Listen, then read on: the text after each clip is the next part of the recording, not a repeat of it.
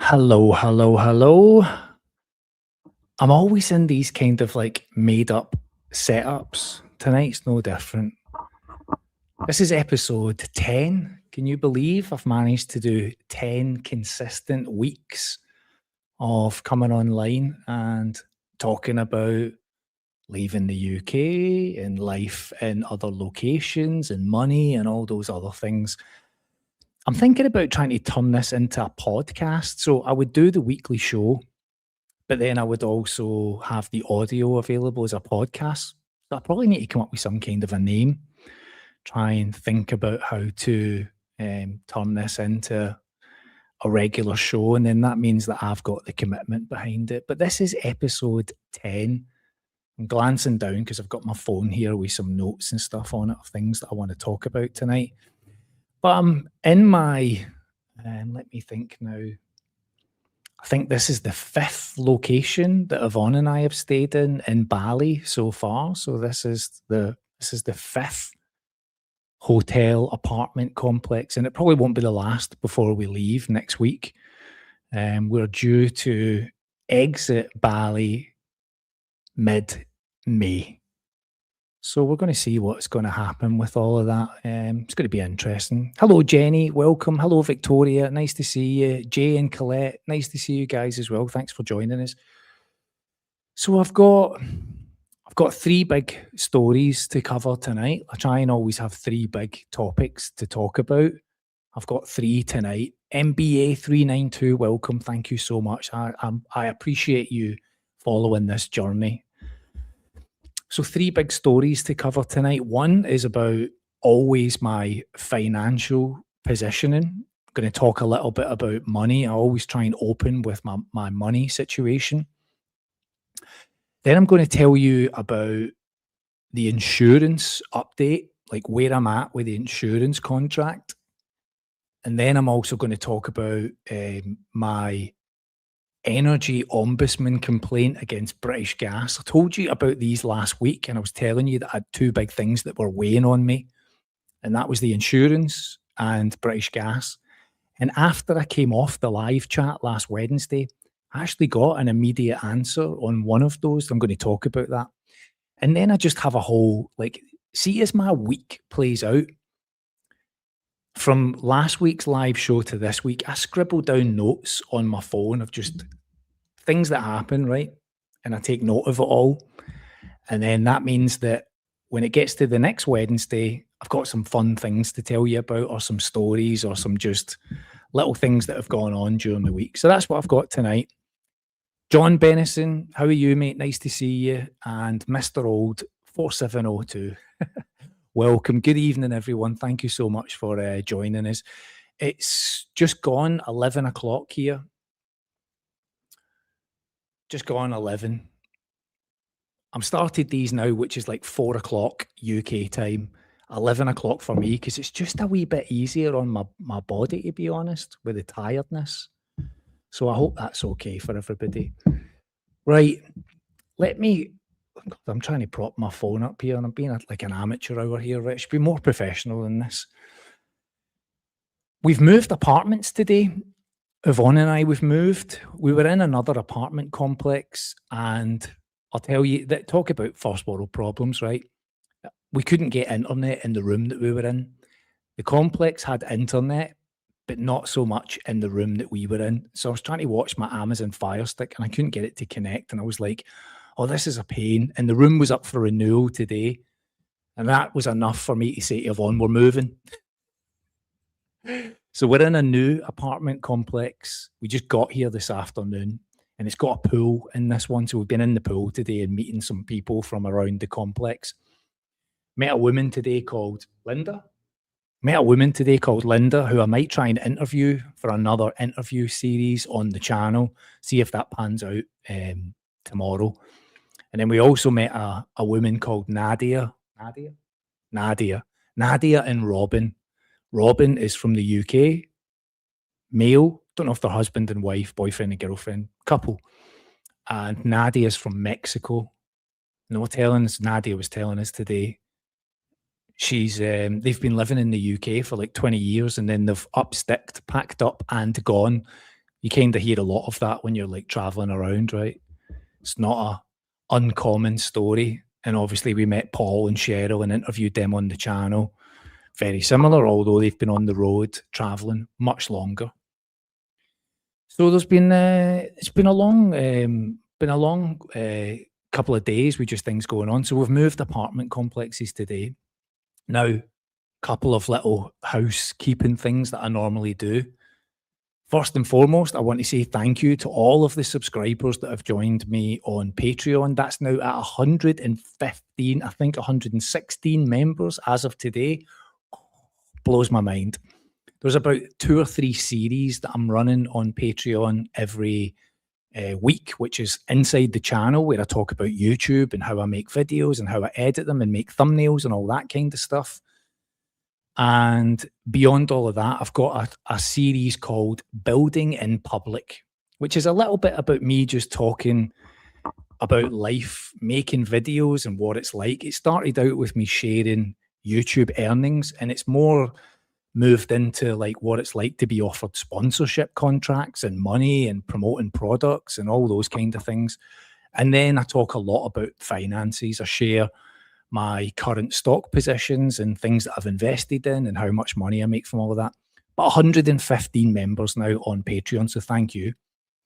I've also got a couple of new clients that have came on board, like people that are talking to me on one-to-one calls. I've got a couple of them tomorrow that I've started back at. I've had a gap there of about a month, predominantly when we've been traveling in Bali. So I'm looking forward to meeting those people tomorrow, because when we've been here in Bali, we've met with some people that reached out to me when I started the channel and to talk to me about leaving the UK, and it's been great to actually meet them in person. When I started this channel, I never really thought this was going to be something that would happen, right? Is that Yvonne and I would be in certain destinations and meeting people, but it's just naturally evolved and it's been really great. I'll say this, right? We met with Kelly and Adam. We met with Luke and his family. We've met with Paul and Sheila. Cheryl, sorry, apologies. Paul and Cheryl. They were celebrating their 20th wedding anniversary yesterday. So we've been exchanging a few text messages. Paul and Cheryl, sorry, that's my brain tripping me up. So they were celebrating that yesterday. But I'll also say this, right?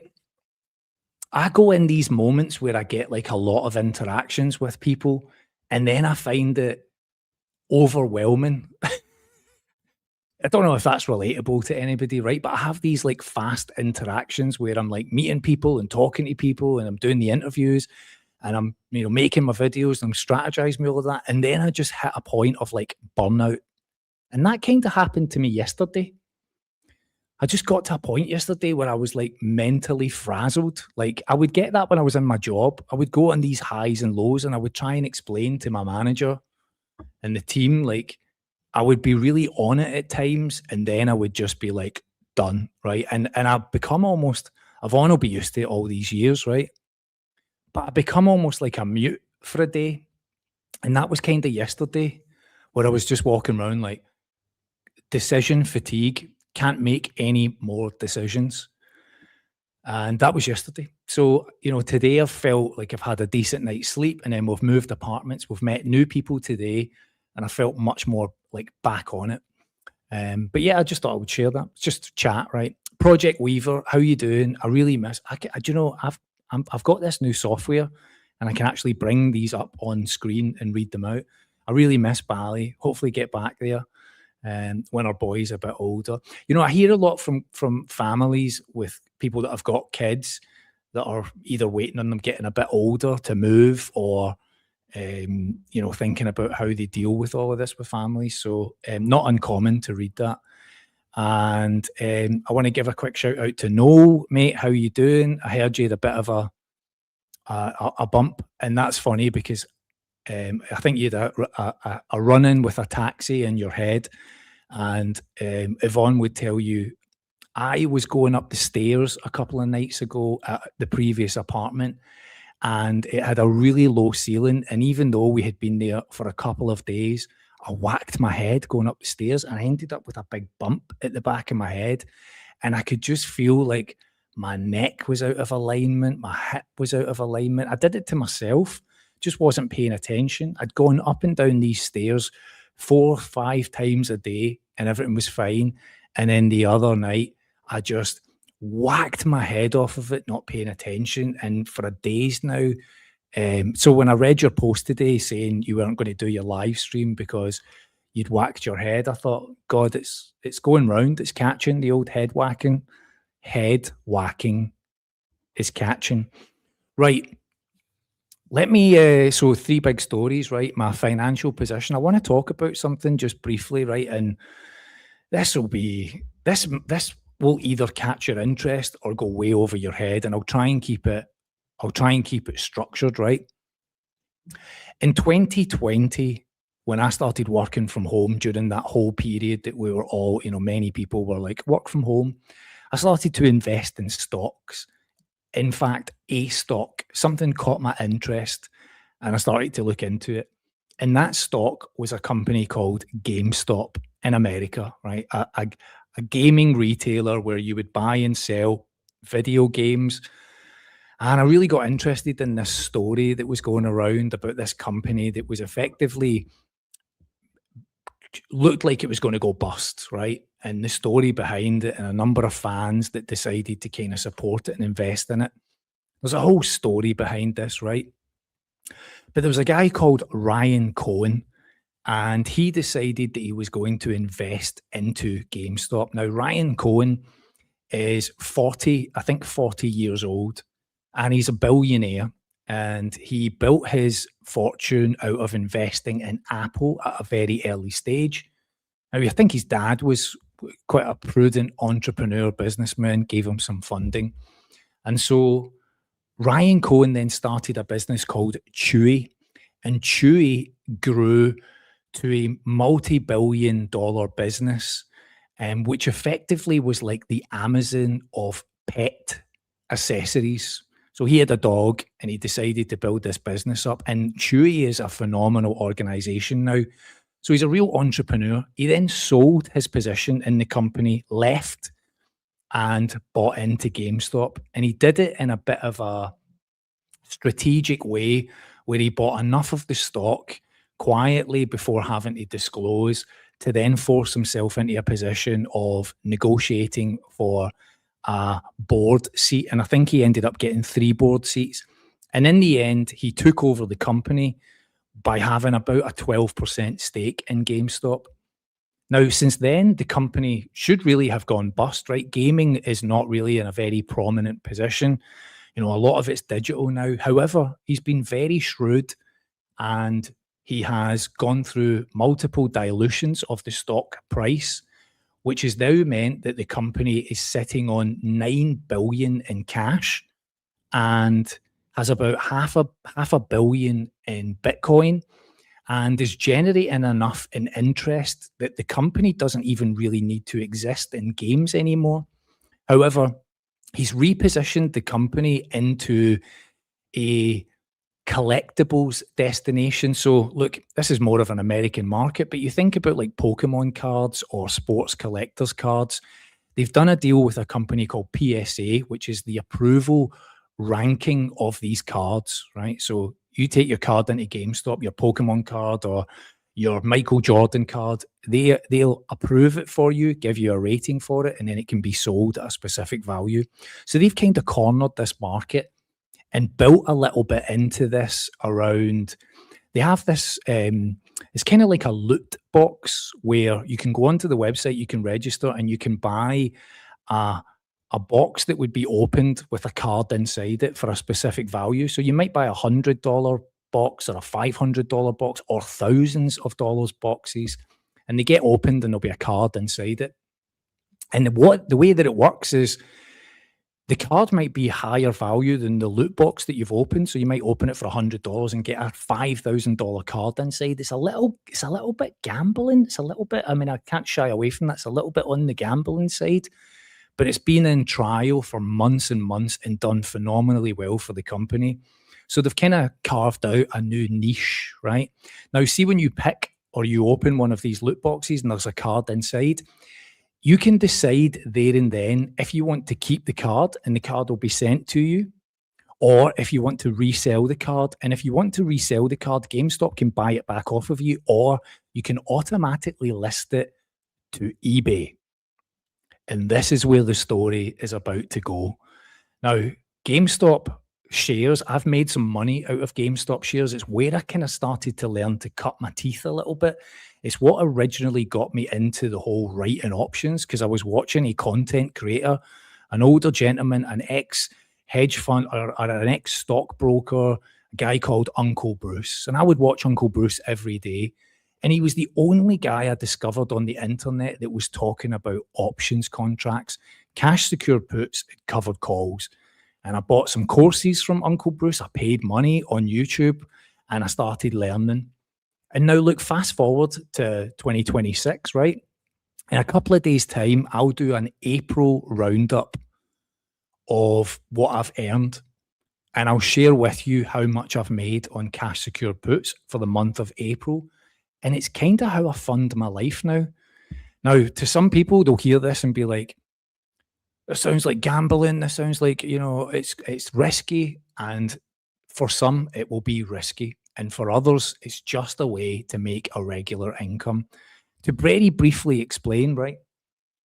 If you're interested in buying a stock, let's say Microsoft or Tesla, you can sell a contract to commit to buy that stock on a particular date at a particular price. And to do that, you will get paid a fee. And that's what I do. I offer to buy stock that I'm really interested in at a price that interests me on a date that interests me. And in return, I pick up a fee. And that's called a cash secure put. And the reason that it's called a cash secure put is because you have to have the money available to buy the stock at that time. So I do this for a company called SoFi, which is trending right now, trading at about $16. Each contract is 100 shares. So if I wanted to sell one contract, I have to have $1,600 in my account. That's the basics of this. Hello, High Cup. How you doing? Nice to see you, Mr. MBA. Get into it. So that's what I do on a cash secure put. Now, a covered call, the opposite side of that, is when you own the stock. So 100 shares of SoFi, and you can write effectively a way to say that I'm willing to sell this stock at a specific price on a specific date, and you pick up a fee. Now, you can play the two of those, right? You can buy the stock, sell the stock, buy the stock, sell the stock, and that's called the wheel strategy. That's effectively what I do every month. And I learned all of this from the guy, Uncle Bruce. But Uncle Bruce was always talking about GameStop.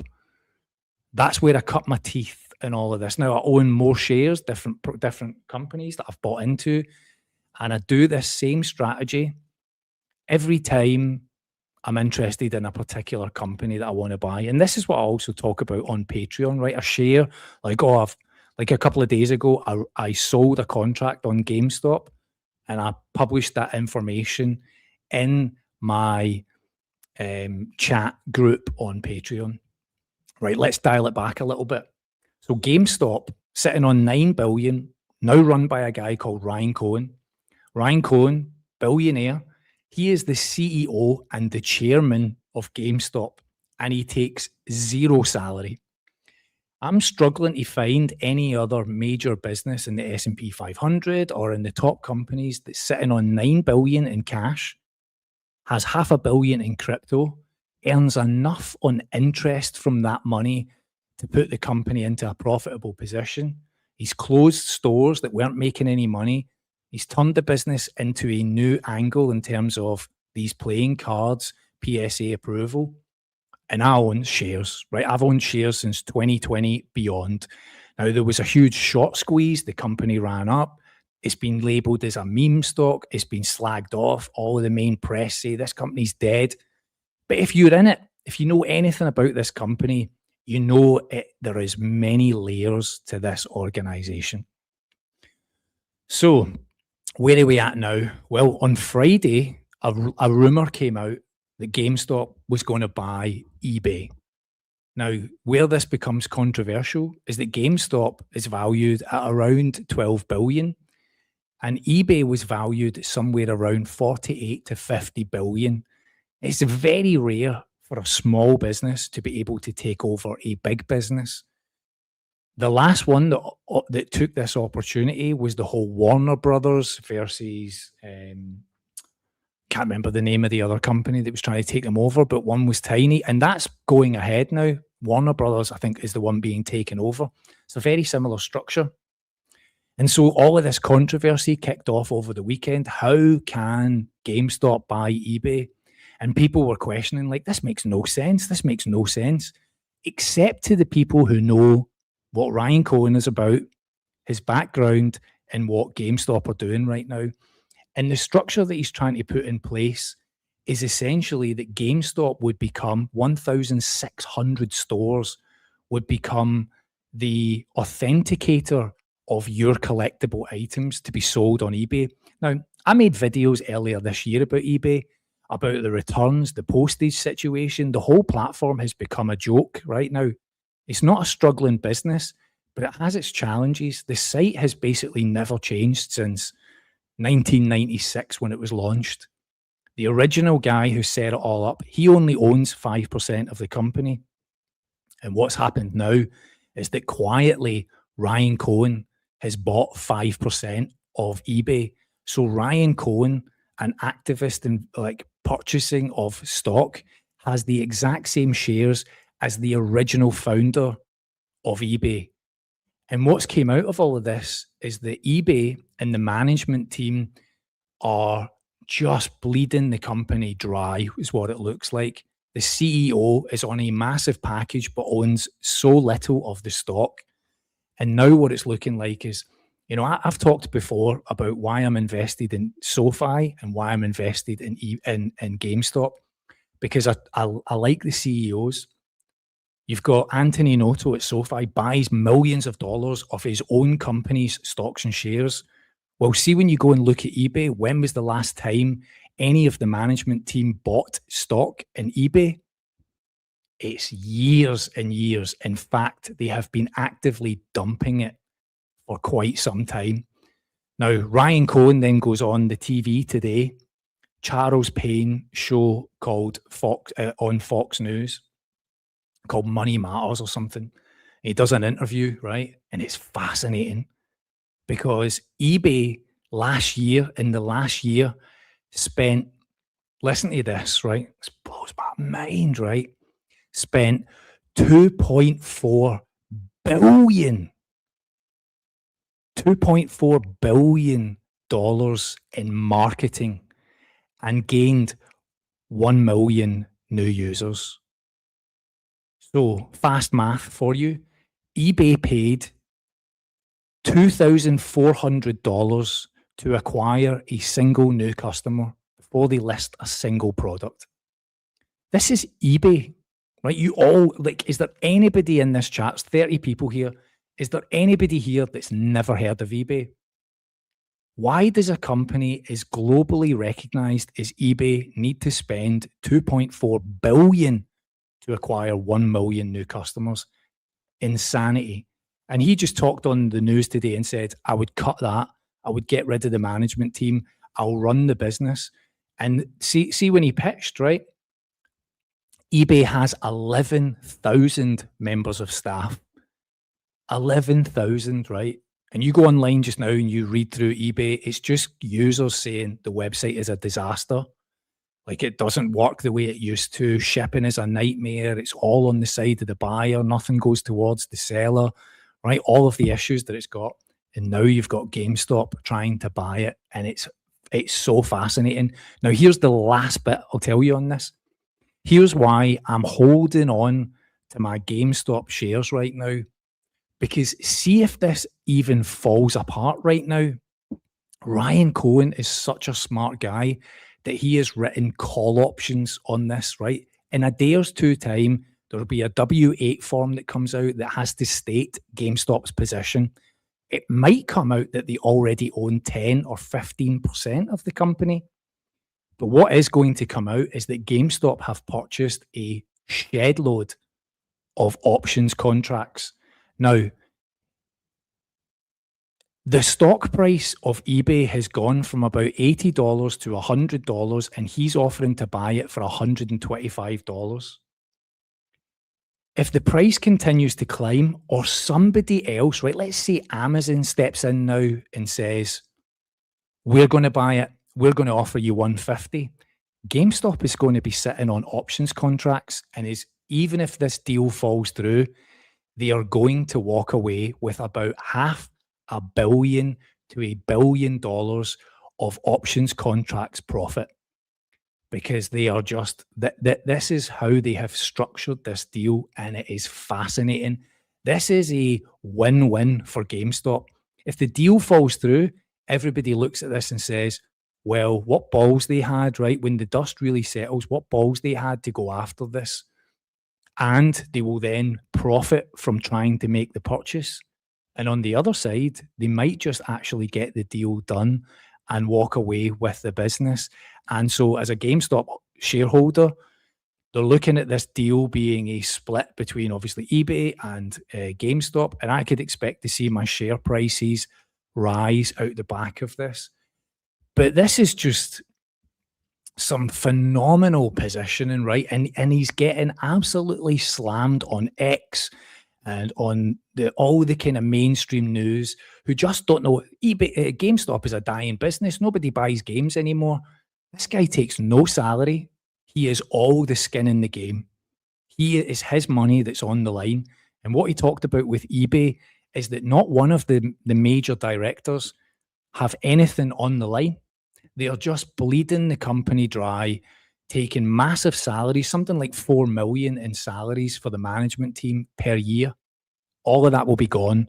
The marketing team wastage will be gone. The 11,000 members of staff. He said in an interview today, I could run this from my bedroom, and I don't doubt it. You look at what happened with Elon Musk at X, right? He walked in, whatever you think of him, got rid of the team. Has X, Twitter, changed in any way? It's probably got better, right? As much as it's whatever it is as a platform, they got rid of thousands of members of staff, and look at where it is. And eBay is not functioning for sellers. So I'm watching this with just a keen interest. I hold many shares in GameStop, have done, and I write my covered calls, or I write my cash secured puts on it when I need to, and I make a little bit of money on it. So it is fascinating to watch right now. Right, that's enough on that. Let me tell you about British Gas next, right? Let me tell you about British Gas.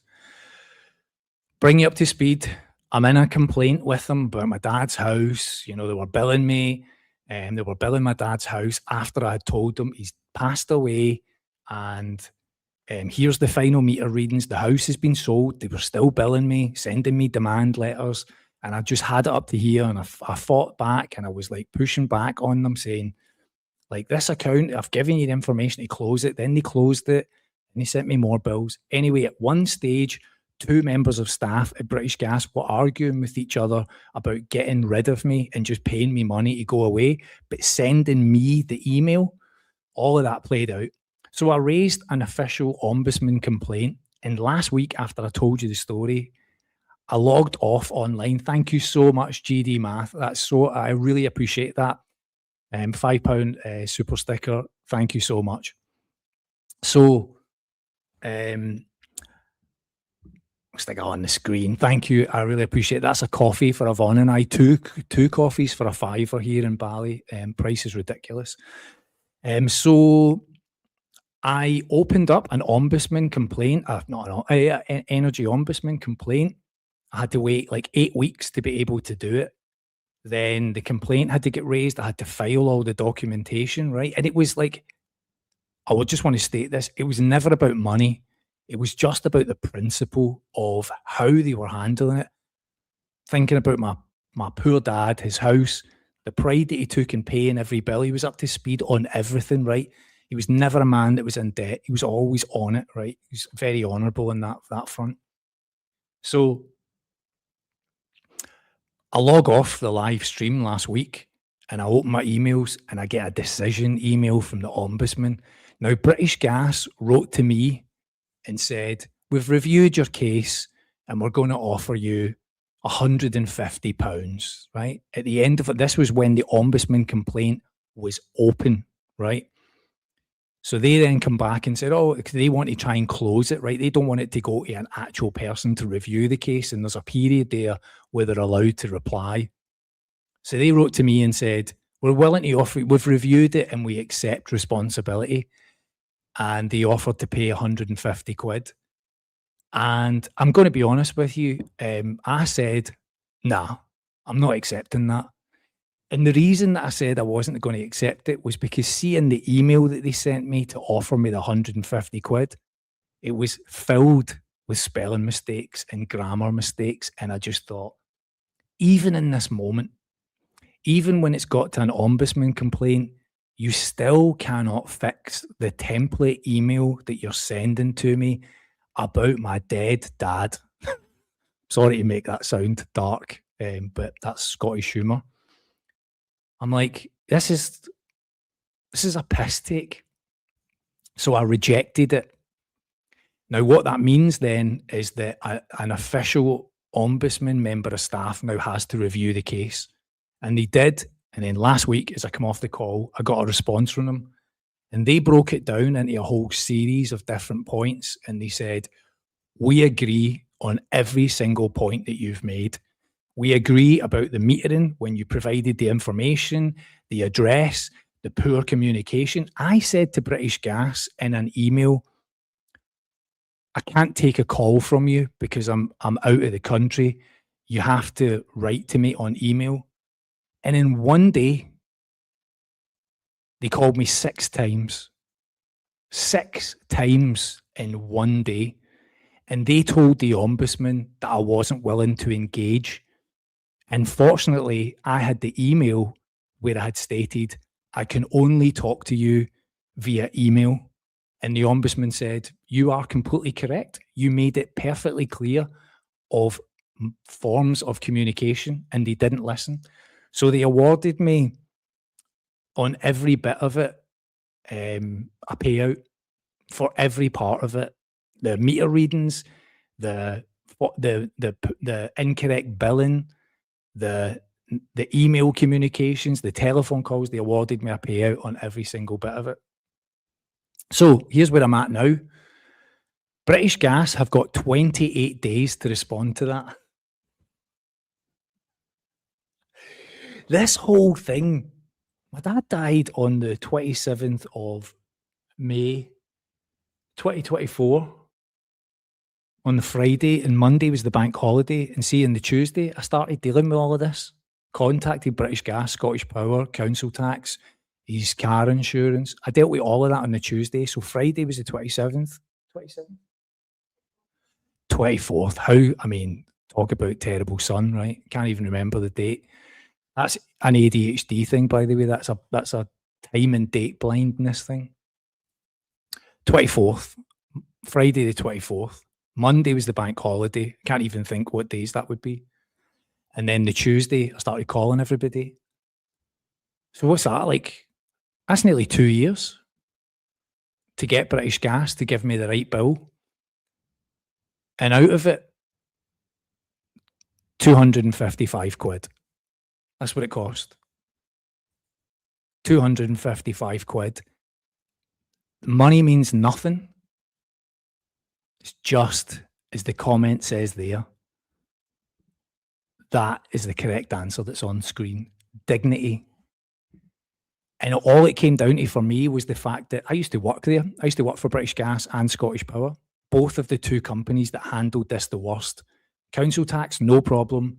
Car insurance, no problem. Virgin Media, no problem. His mobile phone contract, no problem. Scottish Power, British Gas, shower of shit, the pair of them. Both of them I worked for. Scottish Power, 18 years. British Gas, nearly 5 years. And that's how they treat people. And so all it came down to was that I know fine well internally they'll have KPIs around how many complaints end up at the ombudsman. And I had a CEO complaint with Scottish Power, which was resolved. And then British Gas resolved via ombudsman complaint. However, still got to wait 28 days for British Gas to respond to the ombudsman and say, yes, we agree to the £255 for the close to 2 years that we've taken up of this deceased customer's son's time. Gonna pause on that for a second and take a drink.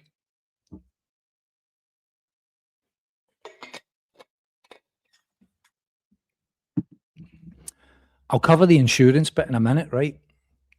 But let me tell you something a little bit more light-hearted about all of that. I need glasses. I've never had an eye test my whole life. And recently I've started finding myself looking at my phone, like the text is getting blurred, right? And I jokingly said to Yvonne, I should probably get an eye test when we were in Kuala Lumpur. We went into an optician's. Now, this is another thing when you compare it to the UK, right? An eye test in Malaysia is free of charge. You just walk in and they just do it for you. How much does it cost in the UK? Yvonne's has worn glasses almost her whole life, which has allowed me to take the piss out of her about it. And now that is coming to an end. So in Malaysia, I went in and got an eye test, and they told me that I have a stigmatism in my eye, which I would have had for my whole life. And my eyes have just like dealt with it. And I've reached a stage now where my eyes are no longer able to do it, right? And I'm getting tired of my eye. So I was going to buy glasses, and I didn't, because I'm terrible at making these kind of decisions, right? I can start a YouTube channel and build all this stuff, but see, when it comes to just having it, like go buy glasses, I can't do it. I get decision fatigue.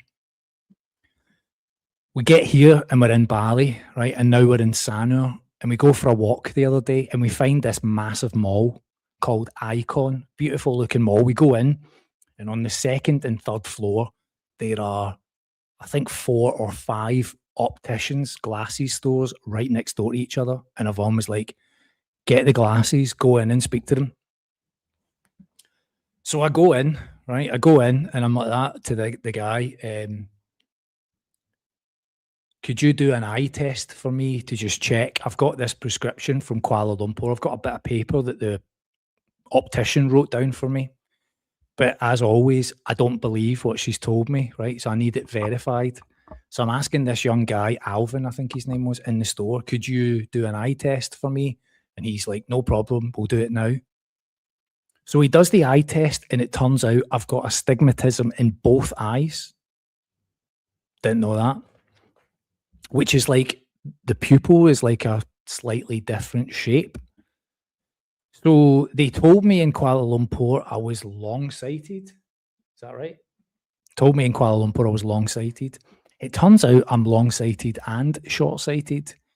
But the short-sighted part is only a tiny bit, just a tiny bit. But the long-sighted is more prevalent. So they do the whole test, you know, the glasses on, you get the kind of Harry Potter style glasses on, did all of that. Yvonne's wetting herself, right? Because she's taking photos of me and all that.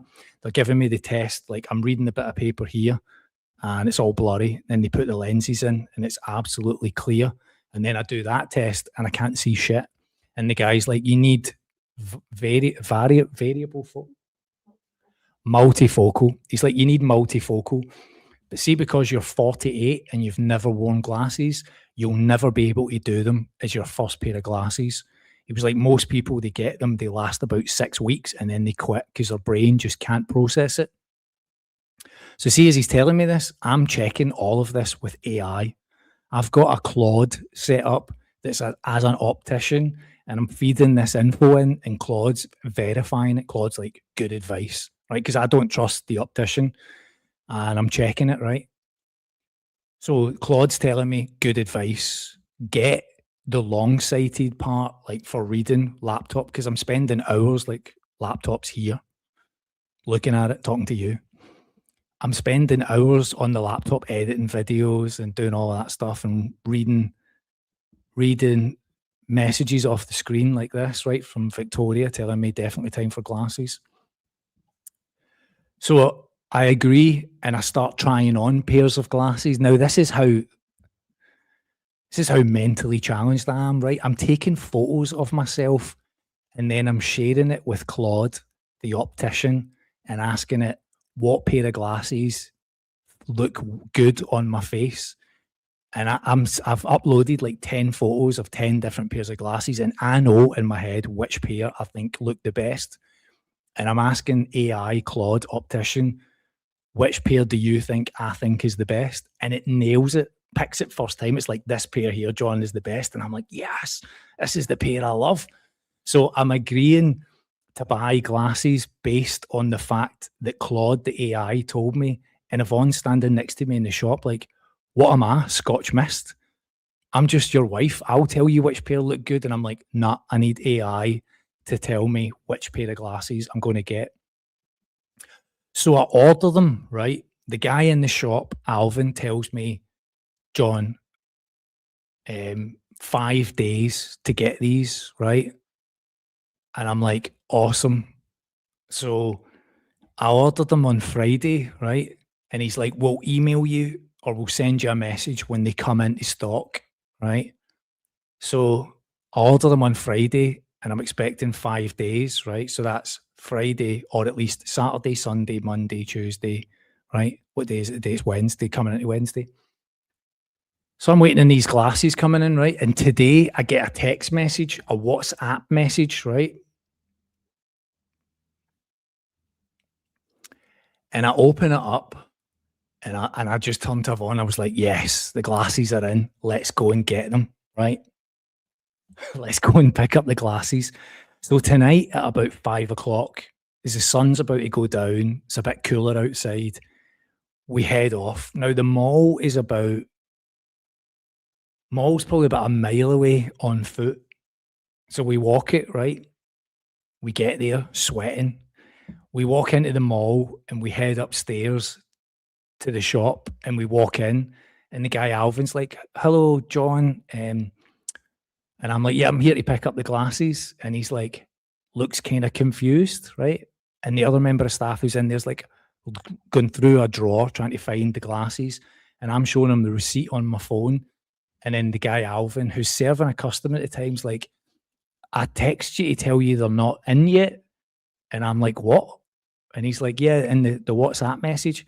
And I opened the WhatsApp message that my brain had processed as, your glasses are here. And it says, good morning, Mr. John. We're just informing you that your eyeglass order is still in process. We will notify you once the glasses are ready via WhatsApp channel. Thank you for your understand. And I've replied, great, thank you.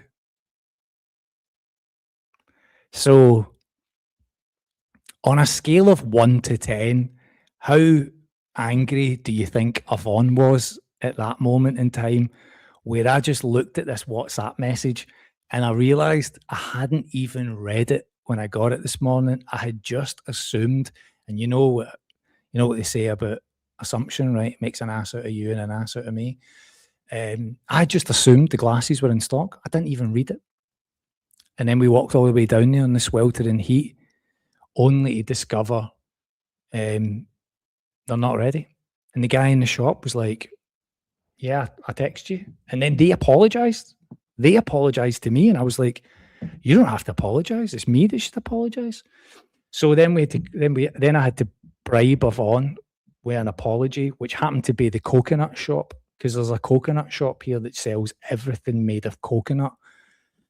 So we went in there and had a affogato of coconut ice cream and coffee, just as an apology before we walked back to the apartment again. So I made a bit of a tit of myself today. Didn't even read that message. That was a bit unfortunate.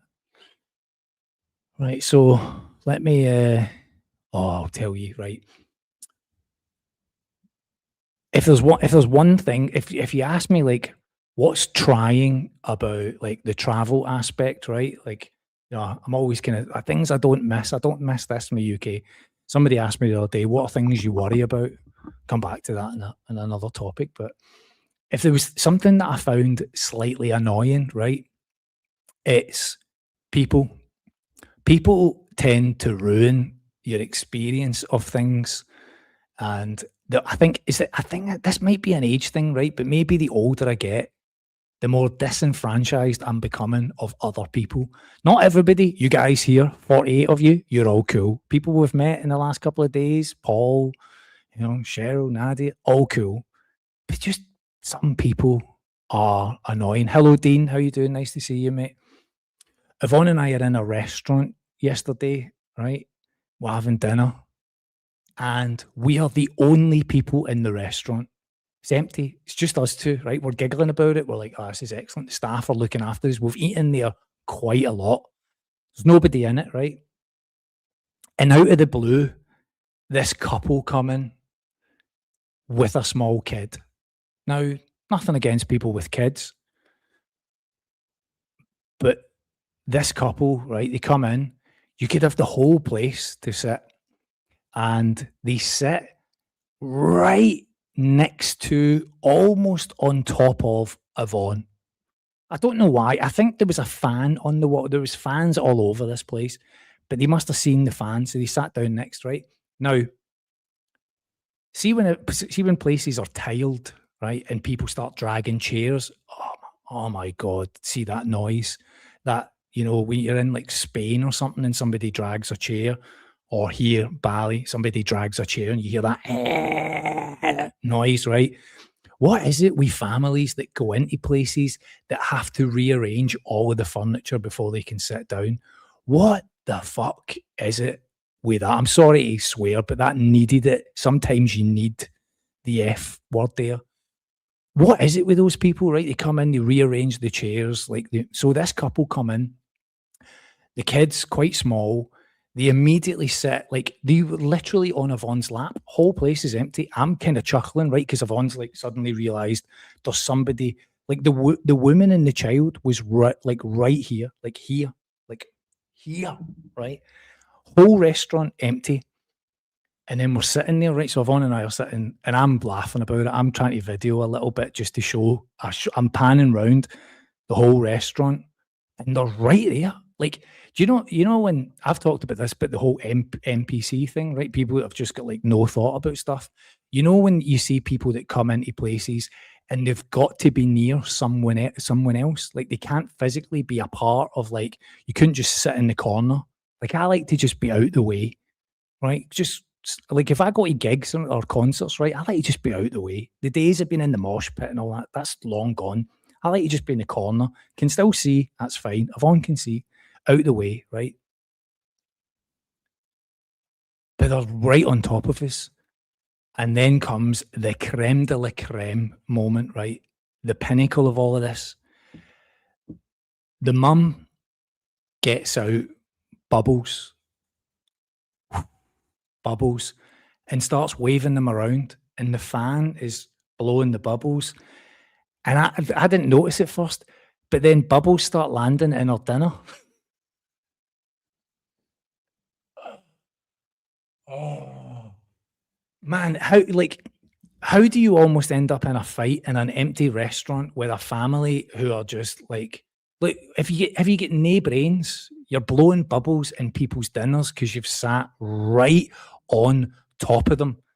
I'm now staring at the guy. I'm definitely older than this guy, right? They're in their 30s.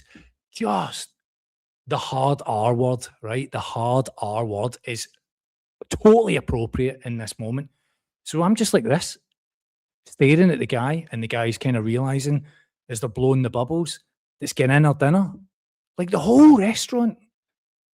And Yvonne and I were just commenting on how much we occasionally hate people. So we chuckled about that. Oh. I genuinely made a video of this. I don't know how I'll be able to show you it, right? But I genuinely made a video of me panning round in the restaurant. I don't want this to blast you with sound, but me panning round in the restaurant and laughing at Yvonne sitting there trying to eat her dinner with this couple at the next table, and me just thinking, "Oh man, what is it? What is it with people? How like cracks me up." I don't know where it is. It's in here somewhere. Right. So let me tell you, right? I'll tell you about the insurance. I'll tell you where I'm at with the insurance company. Last week, I was telling you I filed my case with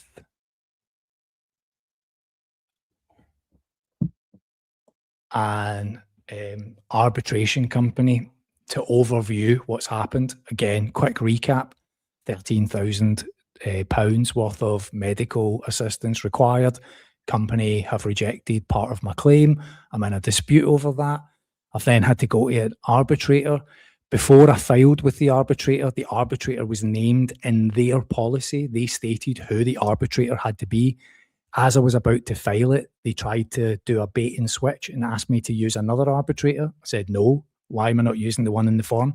You can use the one in the form. I've used the one in the form. Policy, what I mean by form is their terms and conditions. I've filed with the arbitrator named in their terms and conditions. The arbitrator has come back and said they're not aware of ever reviewing that company's terms and conditions previously. And in order to do that, they have to pay a fee. And all of this had a set date of Monday, the 4th of May. They had to register, they had to accept the arbitrator's terms and conditions, and they had to pay the fee by Monday, the 4th of May. Now, the arbitrator reviewed their terms and conditions and disagreed with one part of the policy. They said, we do not agree that you have this in your terms and conditions, and we're requesting that you remove this, and then we will consider taking on the case. That took days. And then eventually the insurance company came back and said, okay, we agree to remove this part. So that was a small win for me. And then the date was set to Monday, right? So I was expecting on Monday that this might close out, as in we would get to the stage where they would just pay the bill, and then we would start moving forward to an arbitrator being appointed. As it stands right now, it's just an administration team doing the back and forth between me and the insurance company. Now, I can't say for certain if this was deliberate or a mistake, right? But in the negotiation between the insurance company and the arbitrator, I'm almost like a spectator in the comms going back and forth, right? The insurance company asked the arbitrator to change the name of who was going to be dealing with the case. So you've got the insurance company, and in their terms and conditions, they state who would be handling arbitration if it ever got there. And they were trying to change the name away from that. I hope I'm explaining this as well as I can, whilst also trying to keep in mind that I am in arbitration and don't want to cause myself any grief whilst this case is still being heard. I will make all of this completely crystal clear when it's over. But just to kind of give you a little insight into the stress, probably the best way to say this, that I'm feeling from just trying to manage this myself against a massive company and an arbitration company. I would say the stress of this. So they write to the arbitration company and say, we'd like to change the name. It's actually, this is the legal entity. And I had to then go away and decide whether I wanted to accept that or not. And what I said was, hold on, in your terms and conditions, your name is this. So I think that that name has to be brought forward to the arbitration. They then came back and said, no, we disagree with that. We want it to be this name. And I had to then reject that and say, no, this is your terms and conditions, and this is the name that's in it. And they then said, okay, fine, we'll go with that name.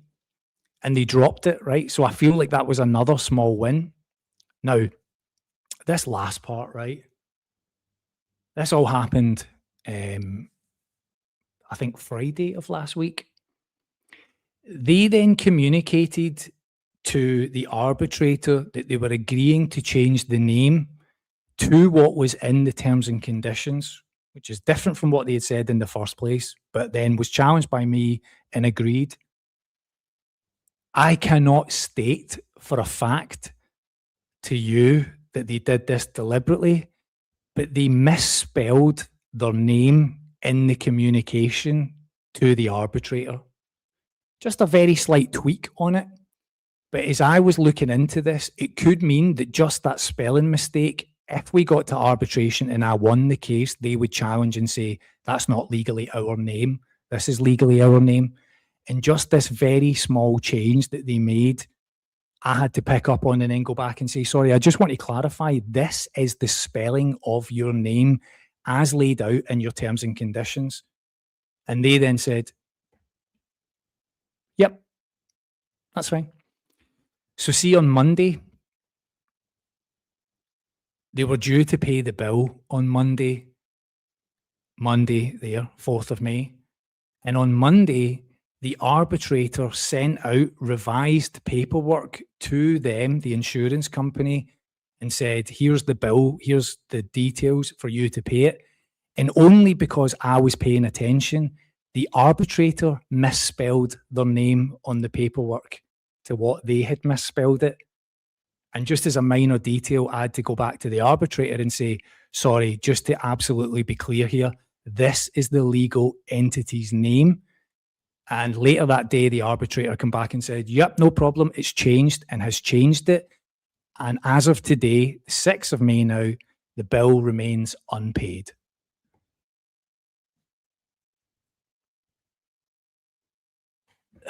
That is mentally exhausting just to try and explain that to you. Does that make, somebody tell me in the comments, does that make some sense what I've just said? The insurance company's got a name, tried to change it to a completely different name of a different bit of the business. Then I challenged that, they changed it back, and then they misspelled their name. Now, I can't say for certain that they did that deliberately, whether it was a ploy, whether it was a tactic, or whether it was just a typo. I'll tell you this much. See, the person that's sharing the comms from the insurance company is the head of the legal department. And this person makes many mistakes in the comms, like many spelling mistakes. So it could just be a typo, could be deliberate. But all of it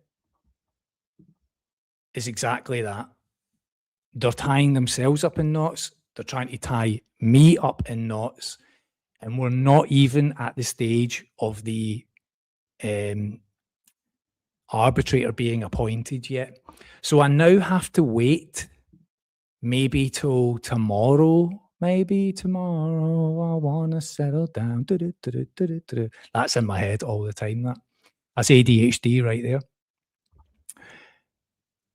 All of this time, I'm having to literally look at how they've dotted the I's, crossed the T's to make sure that I don't get screwed over down the line. And I am honestly absolutely knackered with dealing with this. That would, if there was a low point of all of this, this is it. This is it. And every time they send me a comms, it's like 2 o'clock in the morning. And I'm always like just ready to go to bed. And then I end up for hours like dealing with it. Oh, slight side tangent. Yvonne has just published her episode 4 of her Substack tonight. And she talks about this from when all the decisions came in. And again, like I can't tell you, I tell you this story the way that I tell it. She tells it from a completely different perspective. because she's my wife watching me go through all of this and fight these battles. So if you haven't seen that or you haven't subscribed, the link is in the description of this video. It's in the past videos of Vonnie's Substack. Go and have a read at it and just see from like a partner's perspective of like this. She tells it so well, and it makes me tear up a little bit because I'm so in it. I'm so like in the fight that I don't see myself from the outside and like what it's like to battle this. But man, I'm so over this. I am so tired of this. And I'm so tired of these little games of like, oh, we'll just spell our name wrong. And oh, that was just an accident. And oh, yeah. And it's all just games. And I wish the arbitrator was reading this, but they're not. The arbitrator's not even involved in this. And it makes no difference to the case. The case will fundamentally come down to how do you interpret the terms and conditions, either on my side, the way I view it, or the way they view it, and that's it. And it will be over. And all of this other stuff is just fringe and noise and games that I have to put up with the whole way through all of this. And you know what's hilarious? This is going to blow your minds. The same company is sending me emails to ask me if I want to promote their insurance on my channel.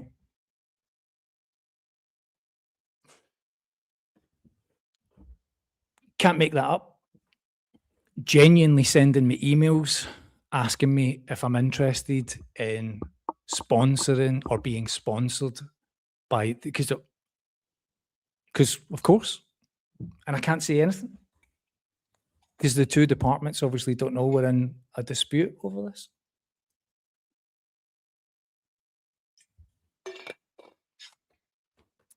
Right, I said I would tell you 3 stories, and those are the 3 stories. GameStop, why I'm holding the stock is because of Ryan Cohen. British Gas, I've won technically, but I'm still waiting on British Gas agreeing to the energy ombudsman, and the insurance company battle rages on. Right now, I was watching a channel that I found a day or 2 ago by a guy called Richard, and his channel's name's Cold Jupiter. I was watching his videos today. He's facing redundancy, split up from his partner 10 years ago, I think, and he's just recovering from all of that. He's thinking about leaving the UK, and I was watching his video today and just thinking, man, like, how often do I see that story now of people just saying, I'm calling it quits and I'm thinking about doing something else? It seems to be so, I mean, obviously I'm in that world, that niche, right? I'm talking about that stuff. So it's getting serviced up to me probably more often than not through YouTube. But I watched this channel and I would advise you go and maybe check it out. Cold Jupiter. His name's Richard. I watched his video today where he was in a car and he was just talking about making YouTube videos and wanting to leave the UK. And again, it's just, you know, for those that are like watching this, you know, for people that watch this and they're kind of the people that I'm having client calls with tomorrow that are like, we're doing this, to people that are thinking, yep, I'm thinking of selling my house or whatever else. You find these channels and it's a chance to watch other people live this, right? They're leaving, packing it all up and doing something else. So Cold Jupiter, Richard, go and have a little watch. Tell him John sent you. Right, now, last little bit, right? We were watching a documentary the other night about Paul McCartney. I think it's on Amazon. It's called Man on the Run. Now, I kind of like the Beatles. My dad had a lot of Beatles records, was really into them. He used to always say to me, only up until Sergeant Pepper's, son, because see, after that, they lost the plot. So before that, up until Sergeant Pepper's, loved it. After that, oh, they've gone too mental, son, they're on that wacky backy. That's what he would say to me.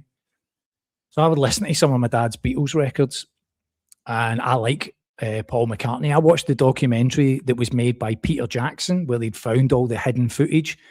And Peter Jackson made this 4-part thing for Apple, and it was showing you the band like showing you Paul and John sitting pulling tracks together and how they made them and coming up with stuff as they were making the album that they'd recorded on top of, is it not Abbey Road, on top of some building in London where they just played live, played like 4 tracks. I watched that documentary and I was like totally blown away by just watching the kind of creativity of all of that stuff, right? And I was really into it.